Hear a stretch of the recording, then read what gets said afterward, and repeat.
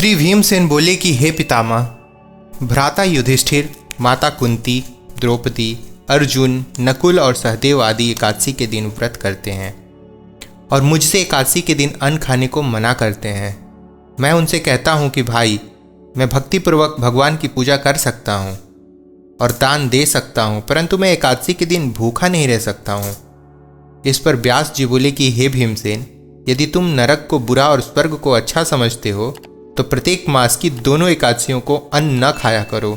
इस पर भीमसेन बोले कि हे पितामह, आपसे प्रथम कह चुका हूँ कि मैं एक दिन एक समय भी भोजन किए बिना नहीं रह सकता, फिर मेरे लिए पूरे दिन का उपवास करना तो कठिन है। मेरे पेट में अग्नि का वास है जो अधिक अन्न खाने पर शांत होती है, और मैं यत्न करूं तो एक व्रत अवश्य कर सकता हूं। अतः आप मुझे कोई ऐसा व्रत बतलाइए जिससे मुझे स्वर्ग की प्राप्ति हो। श्री व्यास जी बोले कि हे वायुपुत्र, बड़े बड़े ऋषियों और महर्षियों ने बहुत से शास्त्र आदि बनाए हैं। यदि कलियुग में मनुष्य उनका आचरण करे तो अवश्य ही मनुष्य को मुक्ति प्राप्त होती है, जिसमें धन बहुत खर्च होता है। उनमें से जो पुण्यों का सार है उसे कहता हूँ कि मनुष्य को दोनों पक्षों की एकादशियों का व्रत करना चाहिए, इससे उन्हें स्वर्ग की प्राप्ति होती है। श्री व्यास जी बोले कि हे भीमसेन, कृष्ण और मिथुन संक्रांति के मध्य में ज्येष्ठ मास के शुक्ल पक्ष की एक एकादशी होती है, उसका निर्जल व्रत करना चाहिए। इस एकादशी के व्रत में स्नान और आचमन में जल वर्जित नहीं है, लेकिन आचमन में 6 मासे जल से अधिक जल नहीं लेना चाहिए। इस आचमन से शरीर की शुद्धि हो जाती है।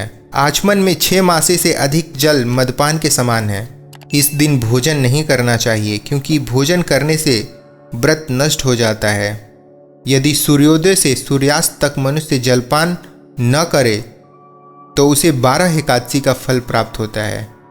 द्वादशी के दिन सूर्योदय से पहले उठकर भूखे ब्राह्मणों को भोजन कराना चाहिए, तत्पश्चात स्वयं भोजन करना चाहिए। इसका फल 1 वर्ष संपूर्ण एकादशियों के फल के बराबर है।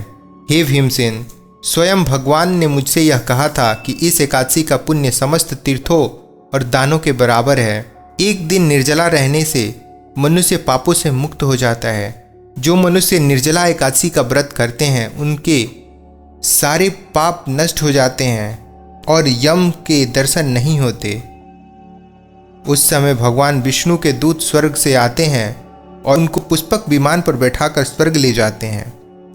अतः संसार में सर्वश्रेष्ठ निर्जला एकादशी का व्रत है। अतः यत्न पूर्वक इस एकादशी का निर्जला व्रत करना चाहिए। उस दिन ओम नमो भगवते वासुदेवाय मंत्र का उच्चारण करना चाहिए। उस दिन गौदान करनी चाहिए। व्यास देव जी से ऐसे वचन सुनकर उन्होंने निर्जल व्रत किया। इस एकादशी को भीमसेन या पांडव एकादशी भी कहते हैं। निर्जल व्रत करने से पहले भगवान की पूजा करनी चाहिए, जिसमें विनय करनी चाहिए कि हे भगवान, आज मैं निर्जल व्रत करता हूँ, जिसके दूसरे दिन भोजन करूँगा। मैं इस व्रत को श्रद्धापूर्वक करूँगा, जिसमें मेरे सब पाप नष्ट हो जाएं।